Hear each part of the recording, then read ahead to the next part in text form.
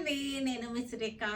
ఈరోజు మీకు జ్యోతిక శారీ అనమాట. ఇది అంటే హీరోయిన్ జ్యోతిక తెలుసు కదా, జ్యోతిక కట్టుకున్నటువంటి ఈ శారీ నీతా అంబానీ వాళ్ళ వెడ్డింగ్ అప్పుడు జ్యోతికకు వేర్ చేసినటువంటి శారీ. మీకు రిఫరెన్స్ పిక్ కూడా ఇస్తాను. సేమ్ శారీ అంటే సేమ్ అంటే ఇదే కాదు, వాళ్ళు కట్టుకున్నది లక్షల్లో ఉంది.